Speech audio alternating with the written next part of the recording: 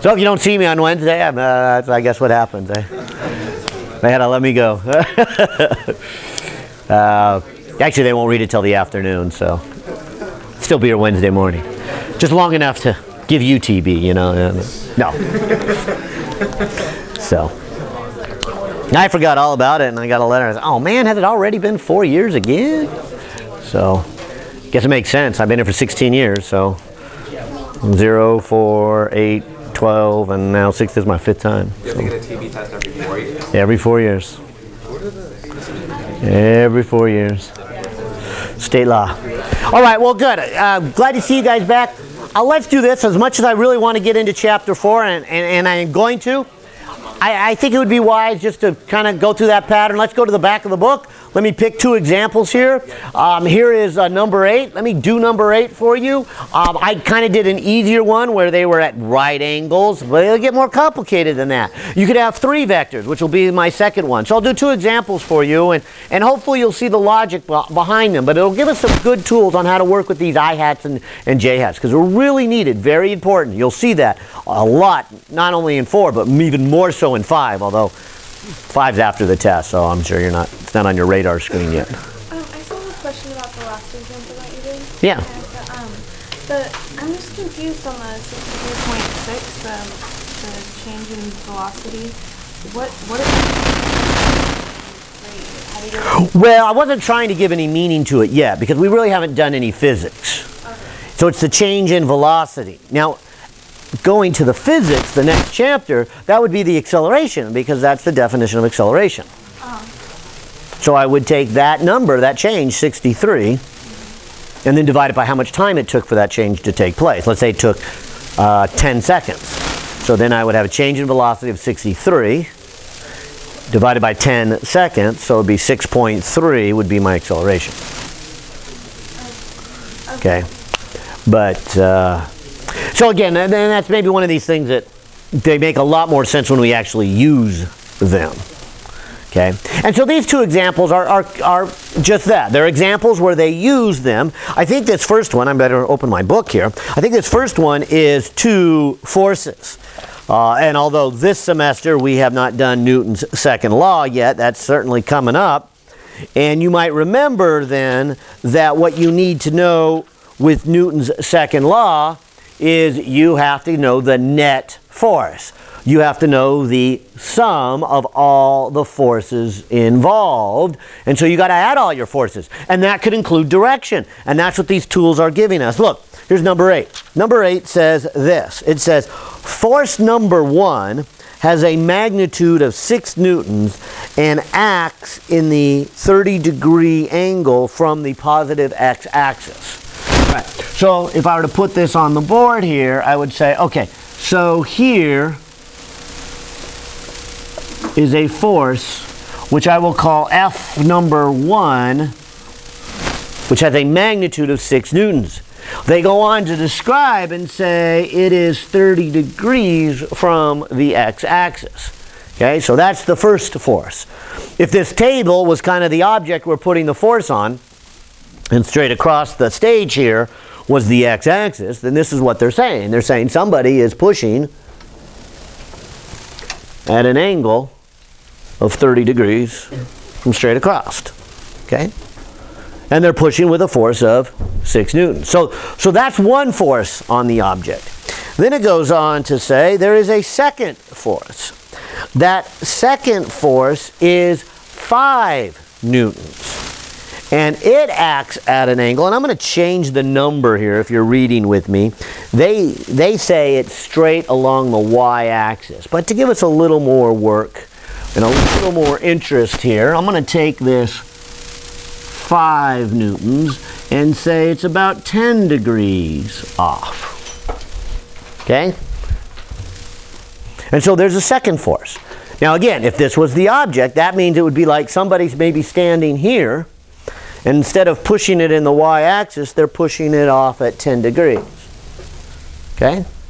So there's our 2 forces. Now, again, we haven't gotten there, and that's not the point, Newton's second law, yet. That's what chapter 5 is all about here. But we're building up to it, because what we need to know is the net force. The net force is the sum of those 2 forces. In other words, can you add those 2 forces together? What do these come out to be? So I'd come over here and say, okay, what is my net force? And I guess I'd write it as F1 plus F2.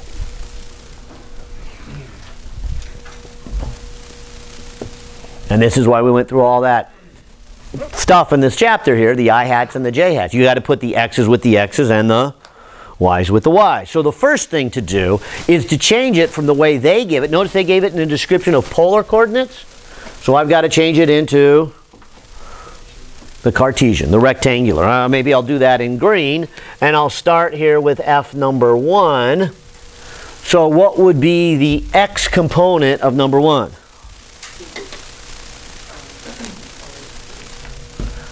Yeah, I guess it would be 6 newtons cosine 30 degrees I hat. Do you see all that?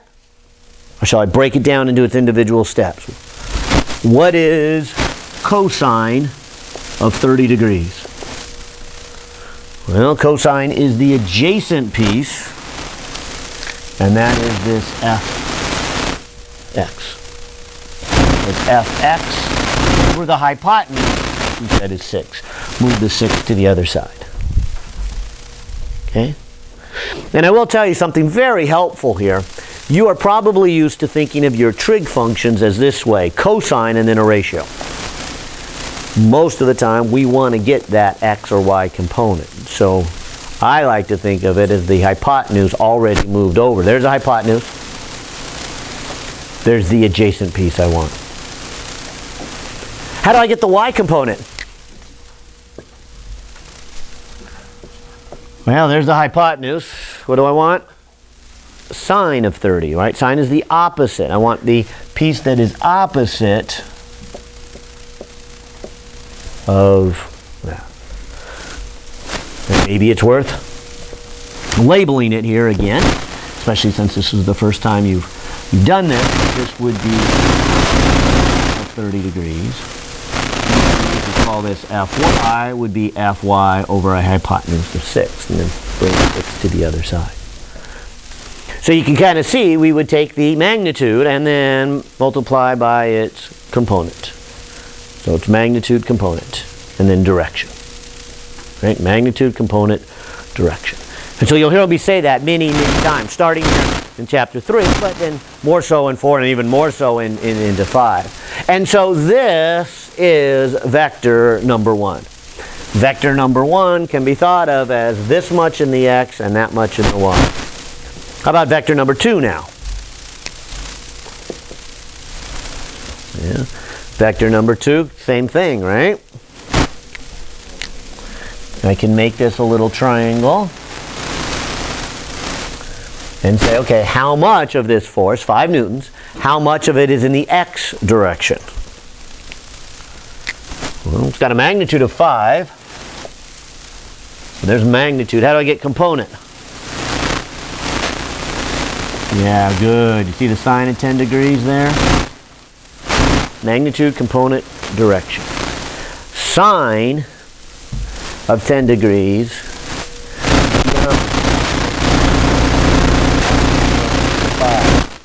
So sine of 10 degrees would be the x component here over the 5, and bring the 5 to the other side.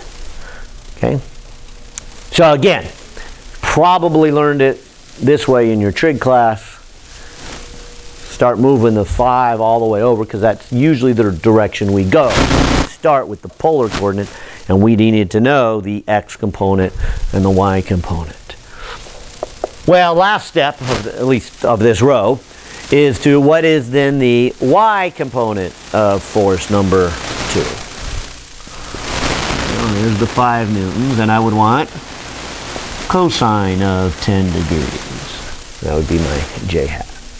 So, the whole point of breaking the coordinates is right there. X's go with X's, put them together.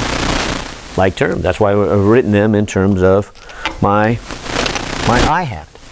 So, grabbing my calculator here, it looks like I've got 30 degrees cosine times 60, and that is the 5.2. This one, 10 degrees sine times 5, comes out about a 0.8, and I'll round it to 8.7. Oh, I should have looked at the next digit. Maybe I'll go back 30 cosine times 6. Well, it's 2, okay, 2 0. All right, so I can combine them together. So that's a 706. Right? So when these two forces are put together, whatever they're pushing on, okay, the sum of these two people pushing on this cart, that is how much they're equivalent of pushing in the x direction. I got to do the same thing in the y direction. I have this one. That's a 3. And I've got that one there. And so 10 cosine 5 times. There again. Cosine of 10 times 5. That's a 4.9. Add to it a 3, and we are at 7. So 7.92 in the j-hat direction. And I guess I should put a newton here and a newton here, since these were all in newtons. Okay? Yeah, and we'll stop our problem there, but if this was, you know, a chapter 5, of course, the whole idea of getting the net force was then divided by its mass to get its acceleration. If I know acceleration, I can get its velocity. If I know its velocity, I can get its position. So where is that cart going to be in 3 seconds? You know, that's the type of question we're heading up to. And right now, we have done the part that said this is the net force. Now, I probably wouldn't even stop there. I'd take one more step and say, hey, let's do magnitude and direction. I mean, I'll draw a picture over here, let's say. But, let's see, I've already done green, so I'll do blue here. But this is saying that it's about 6 over and about 8 up. So when you put these two together, 6 over is about here. 8 up is probably about there. So it probably looks like this, which of course is what I should get if I draw the parallelogram. I've already drawn one here. If I were to draw that on top of it, it would look like that, or that one there. Well, not exactly to scale, but if that and that were the same and that were the same, there's my parallelogram there. And so this is the sum of those two. At least this is the sum in their components, right? This is their x component and the y component. Usually we don't stop there. Usually we have to go on and finish in terms of magnitude and direction. So I'll say it again, as I said when we started this chapter, you're often given a description in polar coordinates. And then when you have to put them together, you have to put them in Cartesian coordinates. Once you have been in Cartesian coordinates, you can go back into... So the magnitude of the net force, okay, or just magnitude of the net force, is the 6.07 squared plus 7.92 squared, and then the square root. So there is the total. So 6.07 squared, add to that 7.92 squared equals, I'll take the square root of that, and we're about 9.98.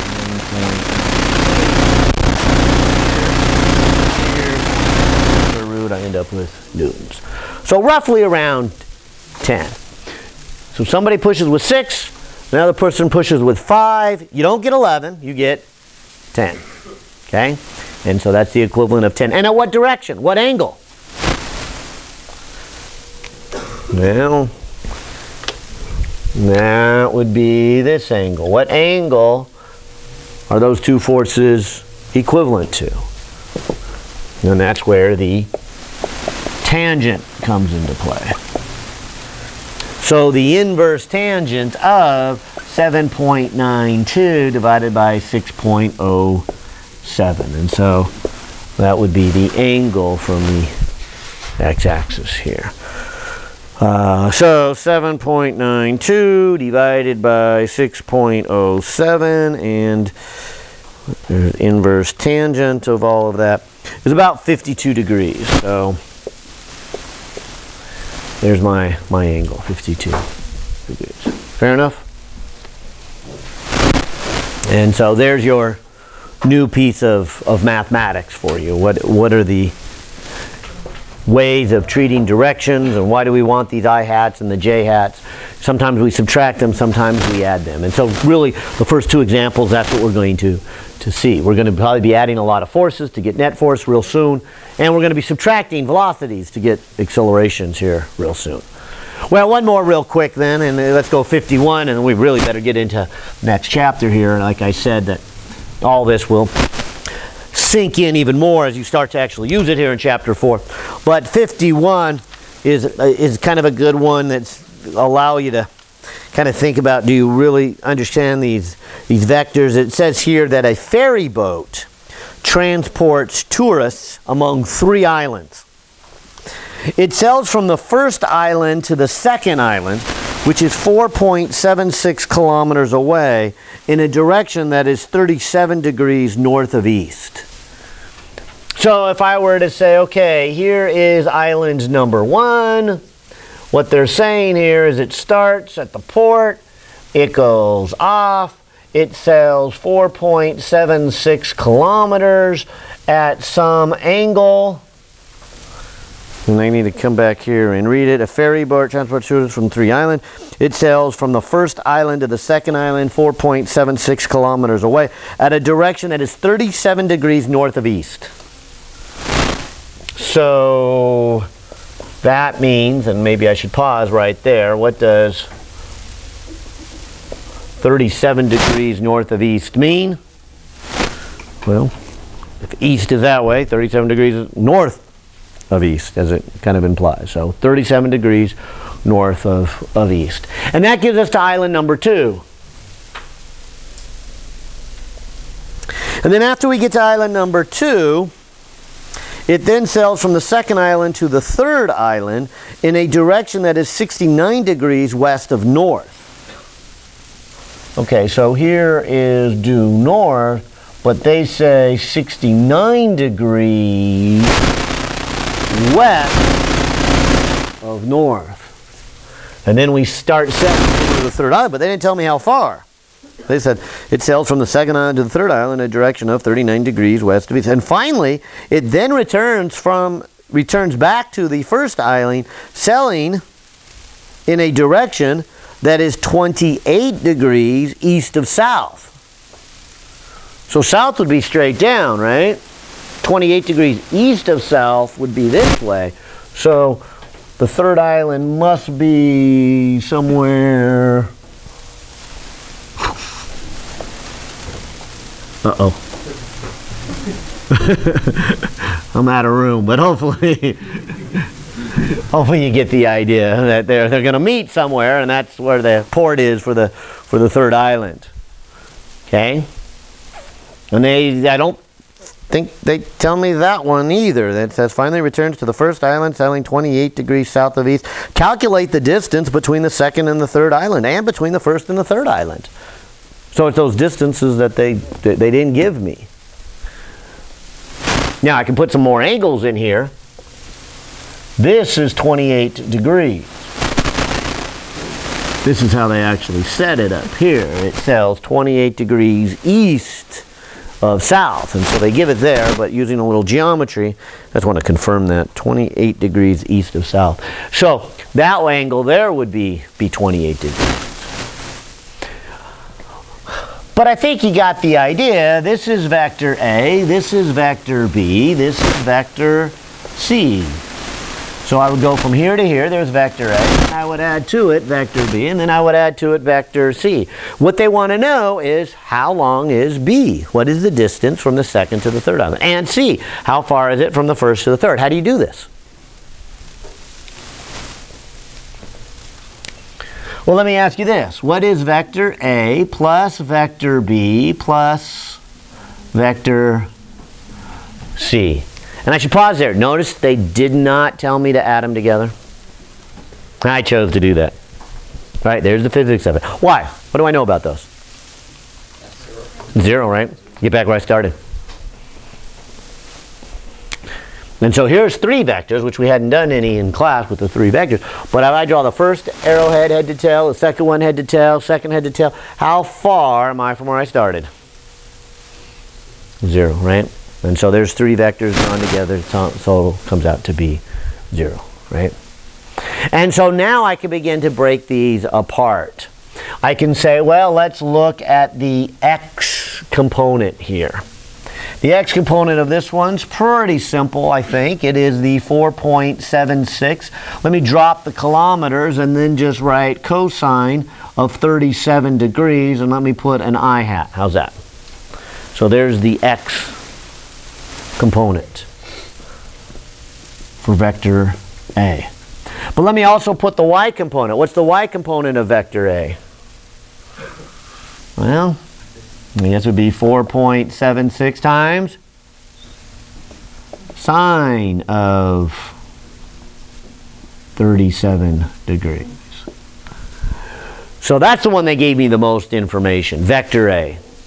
And that's what this problem is all about. Take vector A. How far is it in the x? How far is it in the y? We can find out where that second island is in relationship to the first one. Okay? And so there's vector A. Where it gets a little harder here is vector B, because they haven't given me its magnitude. So let's just call it B, but that's what I'm looking for. That's the unknown, B. I guess it would look something like this. So could you give me the x component? Well, I guess it would be B, there's the magnitude, times sine of? Yeah, good. I'm glad you see it then. It's sine of 69 degrees. Looking at this angle, and maybe I should have drawn this triangle up here, but I want to know its opposite. And what direction is it? Isn't it the negative I hat direction? If it helps, I'll put it with the I hat, negative I hat. Okay, and then this is really what I wanted to show you. Why the symbol B?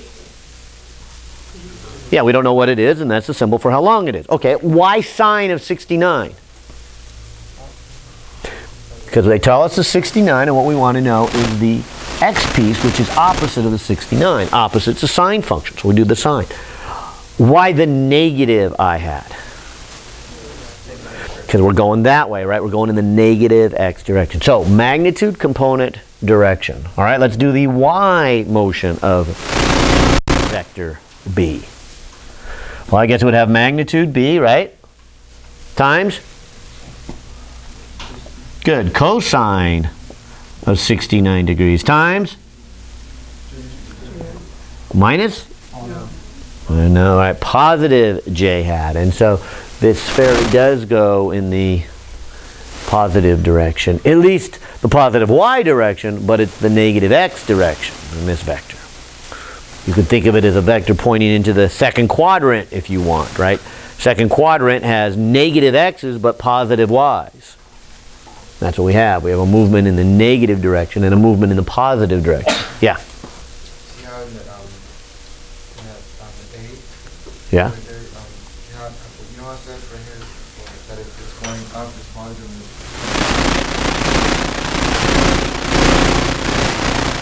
A? A went to the right, positive, and then went up, positive. And then B went up, so that's positive, but then it went left, that's negative.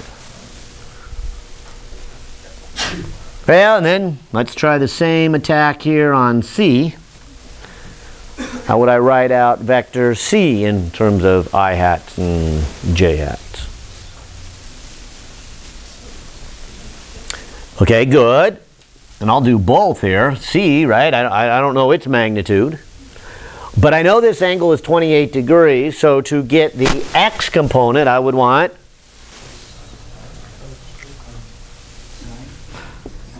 sine of 28. Why do I know sine?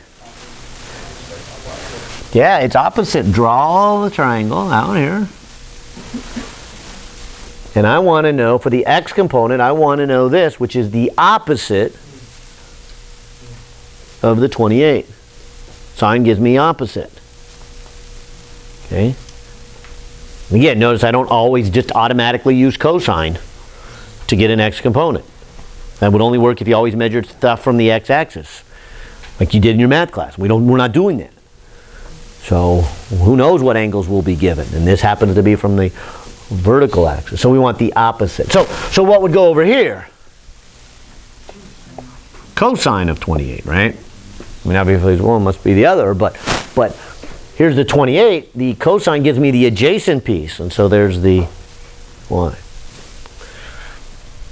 So there's magnitude, there's component. Now I need direction.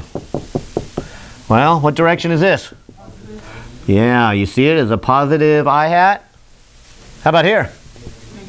Negative j hat, right? And so this third little part of the trip is negative in terms of y, positive in terms of x. Okay?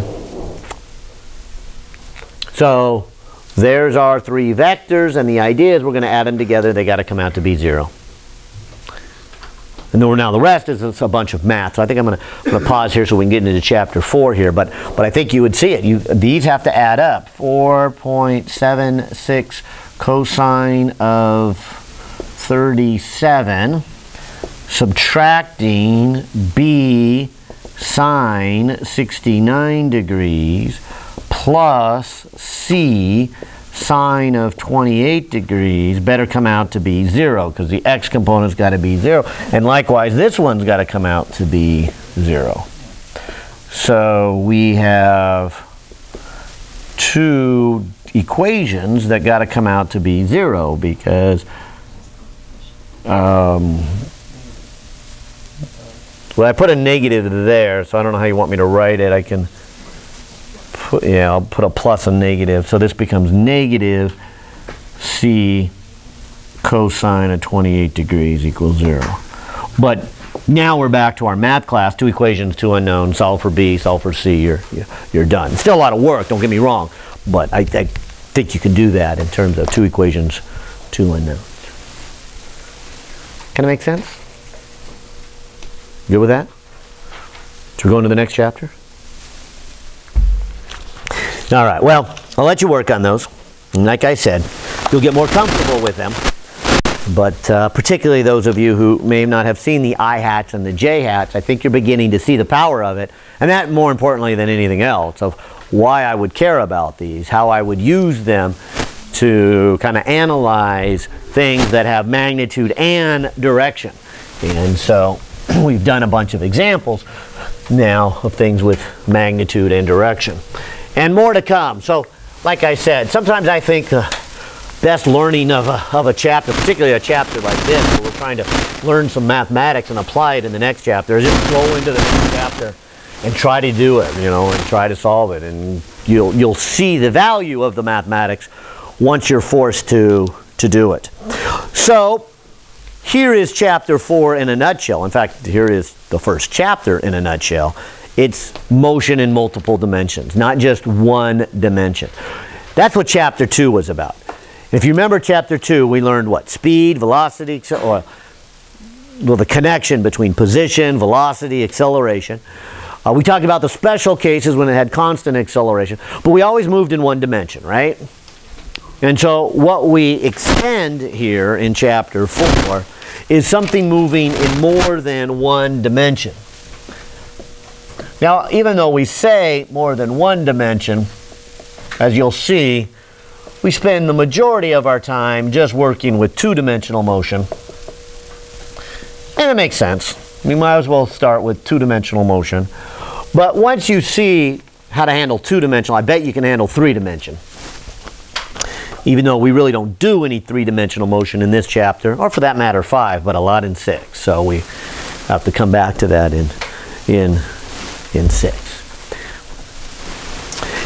And so here's the question. How do you work with two-dimensional motion? What changes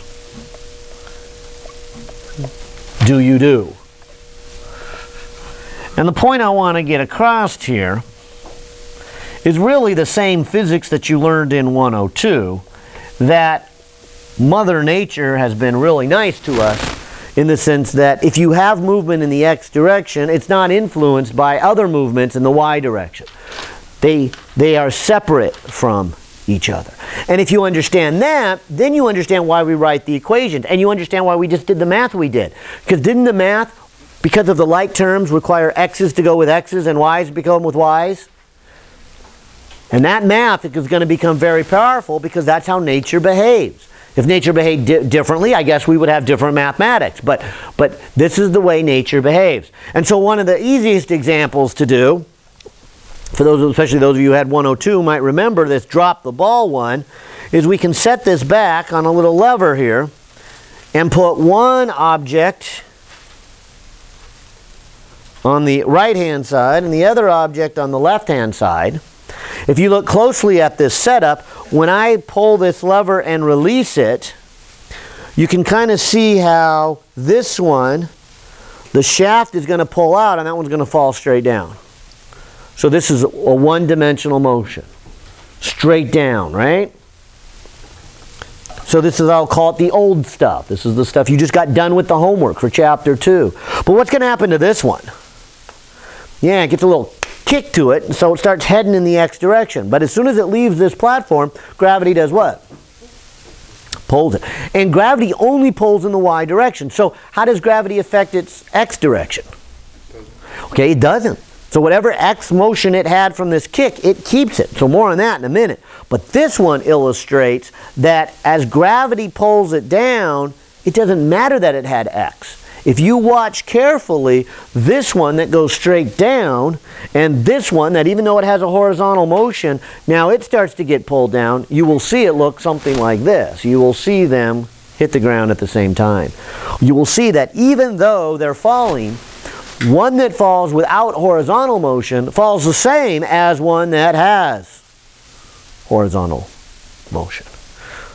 And I know this setup's not the best for you people way in the back, but at least as far as you can see it, they will hit the ground at the same time. I'll just pull the lever. 1, 2, 3, pull.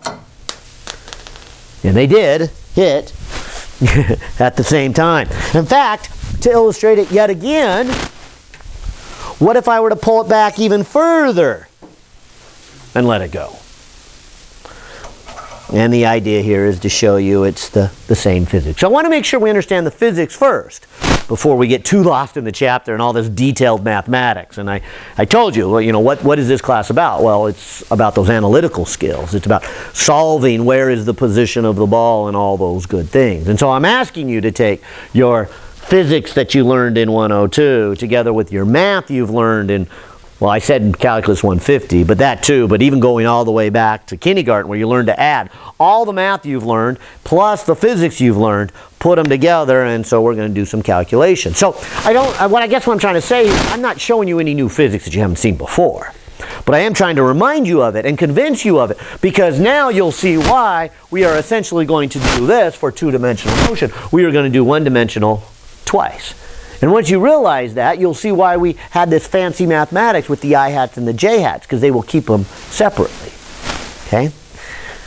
All right, well, like I said, I'll give this a try and see if they don't hit at the same time, even though this one has a horizontal motion. This one doesn't. And even though this one has more horizontal than it did before, they will still hit at the same time. Of course, I think you'll see there is one thing different because it has a larger horizontal. It's going to be way over there when it lands instead of just right there. But nonetheless, it will land at the same time. 1, 2, 3, go. Yep. And then sure enough, they land at the same time and then bounce. So that's our low-tech model, which actually I really like, except for the fact that it's hard for you guys in the back to see. So I'll move to our high-tech model. Here's our high-tech model. Our high-tech model has a little cart and a little cannon in it. And you can kind of load the cannon, put the ball in the cannon.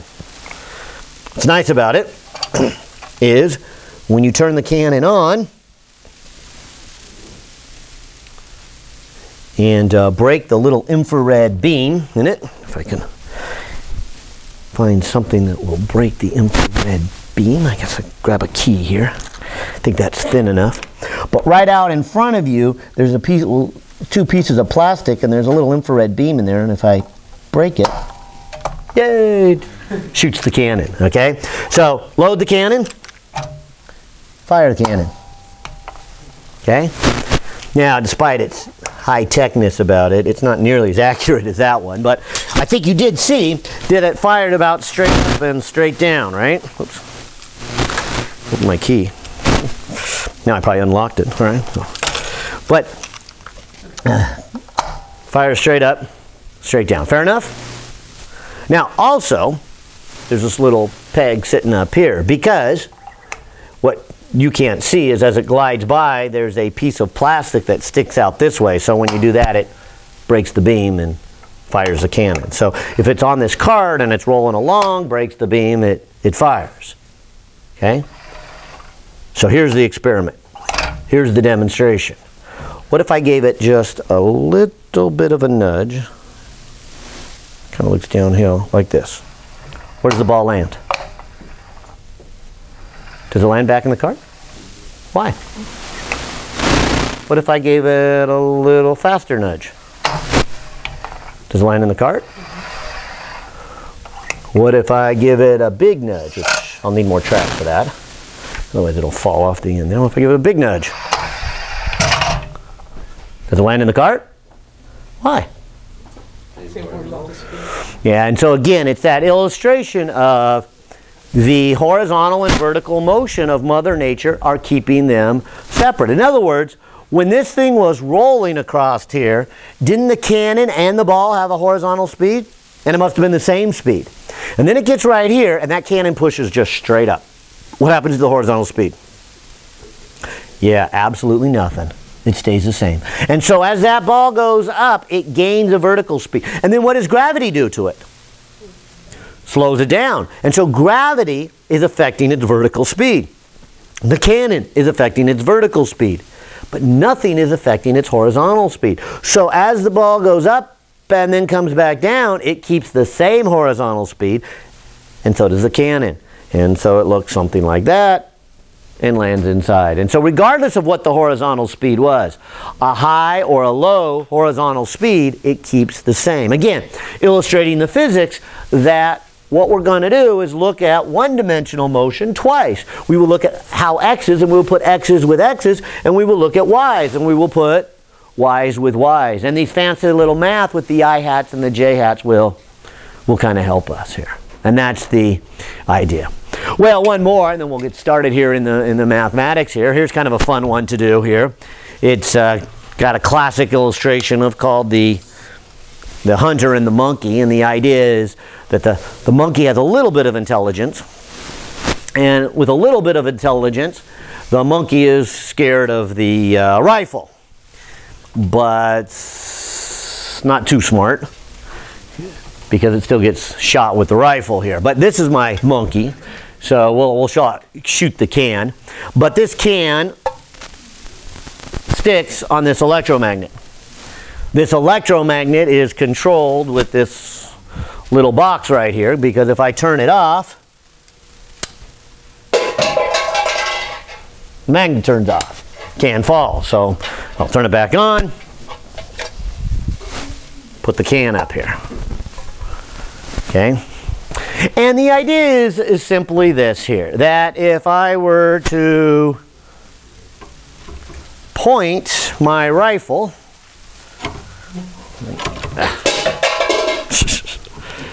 here's my rifle.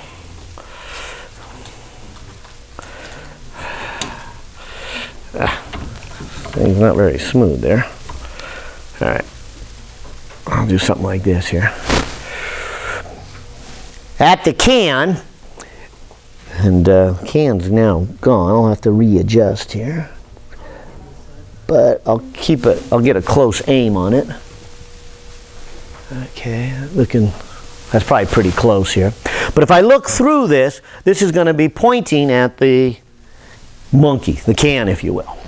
And so I'll put this back up. And when I was looking at it, I think it was just this way. I'm going to move it back just a hair. That's probably pretty good right there. All right. And so if I look right through here, hopefully I'm pointing right at the can. Yeah, pretty good. I'll stand back. Yeah, it looks like I'm looking pretty much dead center at the can. So I hope I'm right. But here's my bullet and my lucky hat. Okay, so I'm going to shoot at this can, this monkey. But here's the idea. What will happen as the bullet exits right here? It'll start falling. It'll start to fall. So this bullet will not go straight across like this, right at the can, will it? What will happen to it? It'll begin to drop, right? The effect of gravity. Now, the rate at which it falls has nothing to do with how fast I shoot it, right? That's the point. So if I shoot it really fast, great. Really slow, great. Who cares? It still drops, right? And this whole crazy mechanism here is that magnet will shut off as it exits right here on this switch. And that's what this little switch is about. So I will double check. Make sure I'm still pointing at it, so it looks pretty good. I will put the bullet in here. You know, first I'll bring it back. Okay, so bullet's all the way back. I hope I didn't bump it too much. I think I'm still pointing at it. Can't tell, no, the bullet's in the way, but I think it's still good. And so now I'll shoot it. I just have to activate the switch. And there's a little piece of electronics there. I'll just disconnect it. Okay, now that switch is activated. As soon as this thing comes out, it'll hit that metal flap and it'll go, and that turns off the magnet. So the idea is, what will happen when the magnet goes off? Can will fall. What happened to the bullet? It'll fall. Hopefully they fall at the same rate. So hopefully, even though they're both falling, they collide in midair. Right. So we'll give it a try here. 1, 2, 3. Oh, that one just went over the top. My lucky hat didn't work. Do I try it again? Yeah, of course.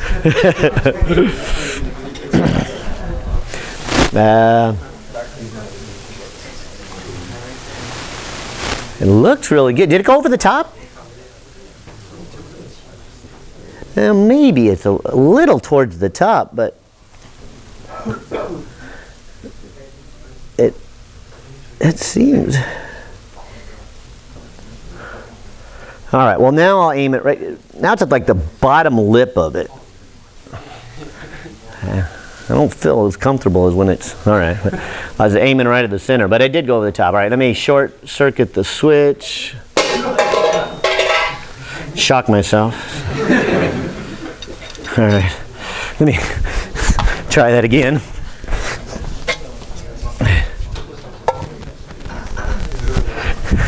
All right, now, hopefully I didn't bump it and all that mess. All right, so I guess I have to inhale, activate switch, double check that I didn't mess it up. Hard to tell, but I still think I'm right at the bottom edge. All right, 1, 2, 3. Ah, and now it went under it, didn't it? Yeah, that one I kind of expected to go under because I was, oh well, I quit. I'll let the monkey get away there. But I should have left it where it was. I someone wrong on the first one, but that one I aimed low and it went low. Anyways, I want to just before the day's over to at least lay out the mathematics in the few minutes we have left here, because like I said earlier, with the mathematics you just went over here in chapter 3, together with this beginning part that I'm trying to show you, you should be able to start working on some problems. And like I said, between now and Wednesday, maybe not, but certainly after Wednesday, don't wait till this weekend. I know your homework for chapter 4 is not due for some time. Okay, it's what, 2 weeks from today.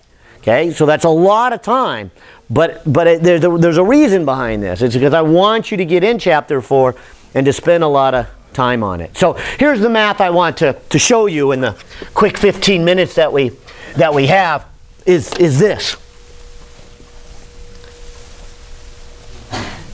Let's say that I had some object over here. Okay? And just for the sake of discussion here, I'll give it a symbol P. I mean, maybe we'll call it something. It looks like it's over and up, so let's call it a bird. So I've got this bird up here, okay? And I picked a bird because I want it moving. And so this bird's going to be flying in some crazy path here. It's not going to stay right there. But how would I, first of all, describe the position of the bird? Using my I hats and my J hats. Yeah, I guess what I would do at first is say, well, it would be at some X and some Y. Make sense? That's its coordinate system at that instance, right? And so I might call this its position vector. If I were drawing it, I guess it would look like this. And I might even say this is my initial position vector. Now, if the bird flies, let's say the bird was diving down, then over here would be the final position. So it's, say, started here and then kind of took an arc and ended up down there. And so then I'd say, okay, here is our final.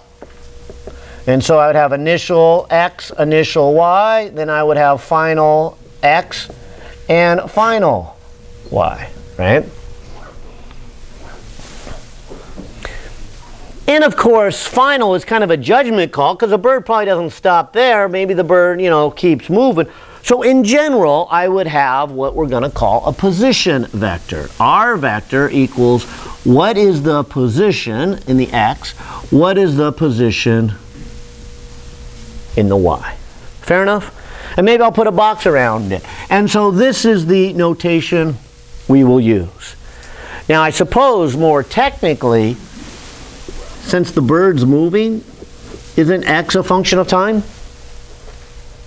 And what else? Y is a function of time. So as this bird is moving along, its X and its Y position are changing. And so we don't usually write that function of time, but don't forget it here. Because let's kind of go through those first steps, if I've got enough time here today, to do the same thing that we did in Chapter 2. In Chapter 2, we talked about a car, right? Its position of the car. And then we asked, how quickly is the car changing its position, right? We said, what would the change in position with time be? The bird was there, now it's there. Right? Change in position. That kind of makes sense? I mean, mathematically, I guess we would write it as final position minus initial position. And then the question is, how much time did it take to do that? And even though we got some new notation, because we got the little vector over it, hopefully you see the concept. What would you call this? The rate at which it changes its position. You'd call it its velocity, wouldn't you? And so this is the velocity vector. Right? Now, since it's over a period of time, wouldn't you kind of call this the average velocity vector? And again, we saw that in 102, but we didn't want to stop with average. What was the next thing we did? Yeah, so let's put all that together. Here's usually the question we're going to ask. How does the position change with time on a very short time scale as time gets smaller and smaller and smaller? And so again, I'm hoping the concept isn't new because we did the same thing in Chapter 2, except the notation is a little different here because we've got these vector symbols. Because now we're talking about moving in 2 dimensions.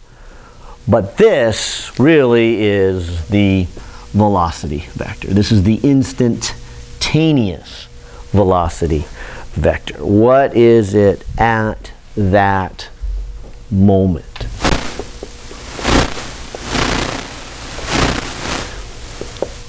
And that's where your calculus comes in. How would you write this?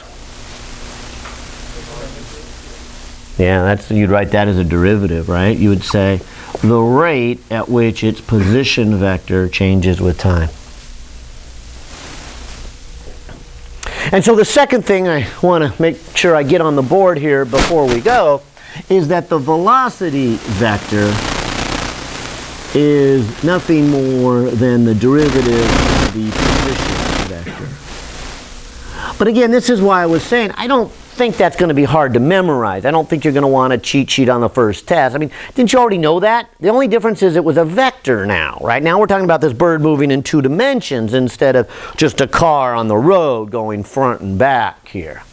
I will say this, though, that we probably should take a moment here. You ever take a derivative of a vector? Probably not. You've been taking derivatives of functions. That's what you learned in your Math 150. But what we just learned in the last chapter, the I-hats, treat the mathematical properties the same. Isn't that what we said? Just treat your numbers and your units and your prefixes and now your I-hats and J-hats with the same mathematical rules. So even though you may not have ever done a derivative of a vector, I bet you could do it. Let's try it. Wouldn't this be the derivative of a vector? Well, what's a vector? Well, a vector can be written this way. It can be written with a function and then the I-hat and another function with a J-hat. So this is really X I-hat plus Y J-hat. And now I bet it's looking a little easier. You don't have the arrowhead anymore. And in fact, I bet you could even think about what you would do here.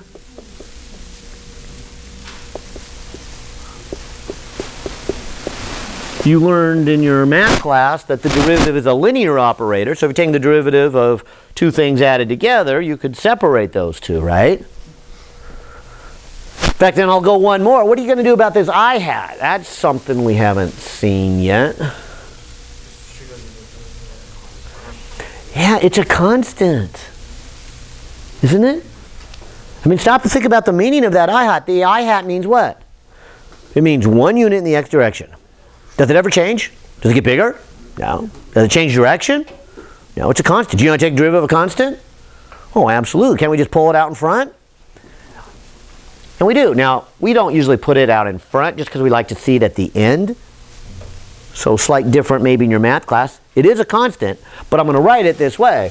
I'm going to write it as the derivative of x with respect to time. So there's the derivative of my function that I know how to do times an I-hat. And what's this?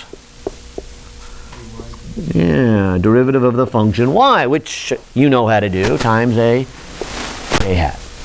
So even though I put this on the board, and even though you've never seen it before, that's why I want to make sure you saw it before you left today, so you won't be too intimidated by this. I don't think it's too big of a step to say that's not that hard. I know how to take a derivative of a vector, because a vector is just two things, two different functions. And of course, those just have I-hats and J-hats. But I'll even go you one more. You could give some physical interpretation to this. What would you call that?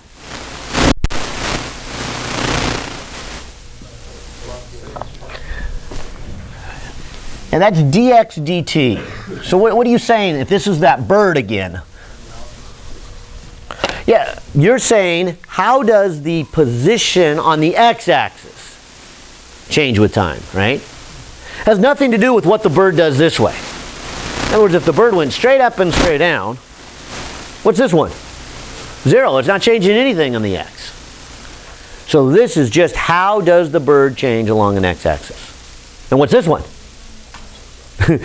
How does the bird change along on the y? So it probably would make more sense to call this velocity in the x direction, and this one velocity in the y direction. Fair enough?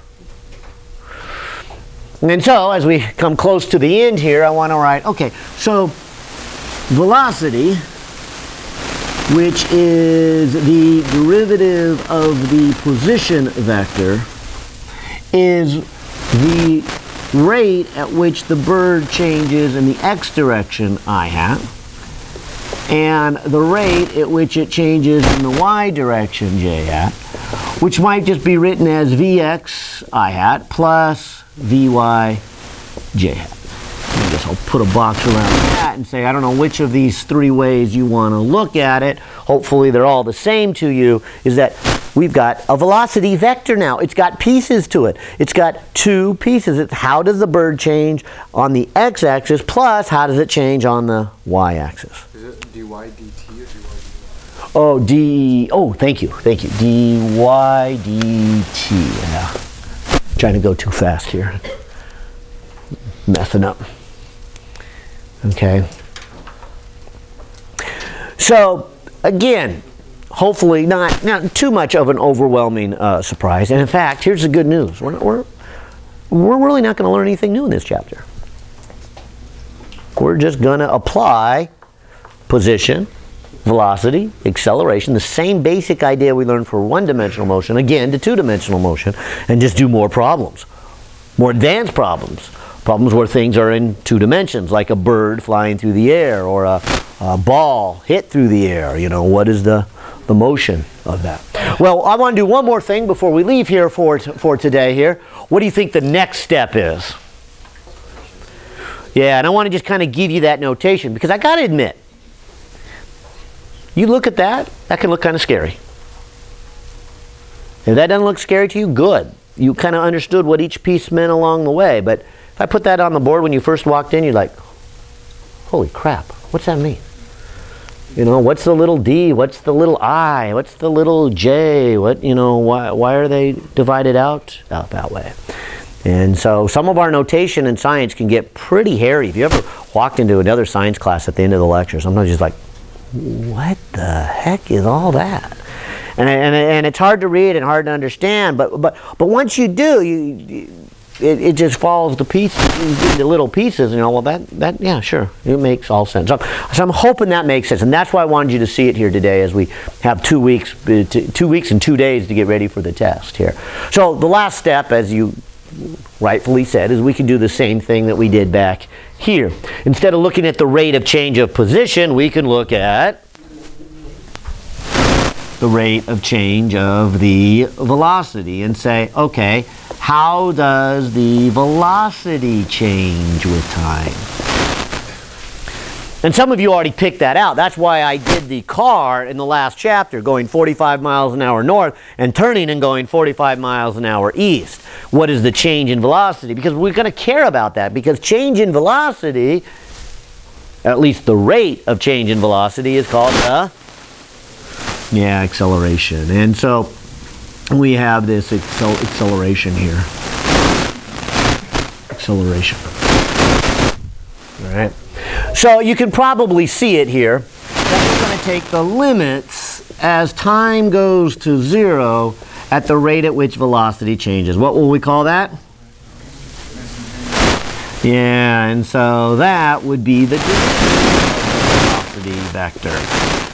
And we will call that its instantaneous.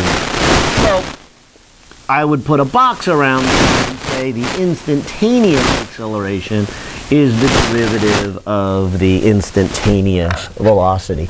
And then I would ask the same question we just went through 10 minutes ago, or for these last 10 minutes. Could you take the derivative of a vector? Yeah, and so I would say acceleration is, and I would take the derivative of, and I would say Vx I hat plus Vy j hat, like that. And then I'd say I could break those into two pieces. And not only could I break them into two pieces, but the I hat is a constant. So I won't even think about that as I'm taking the derivative. And I would get that. And then I would take one more step and kind of study this, read the math. Don't just do it, and ask myself, just like we did back here, what does this derivative mean to you? What does Vx per dt mean to you? Yeah, this is the rate at which the bird is changing its horizontal speed. It has nothing to do with how it's changing its vertical speed, but it's just how is it changing its horizontal speed. So I would call that Ax, meaning what? How does it change its speed in the horizontal direction? And I would call this one, how does it change its speed in the vertical direction? And so I'm hoping you'll see that this chapter is just like chapter 2, except everything we do has two components. It has an I-hat and a J-hat, and that's it. Except for following both of those at the same time makes harder problems. Definitely harder problems. All right, good. You guys were good? Well,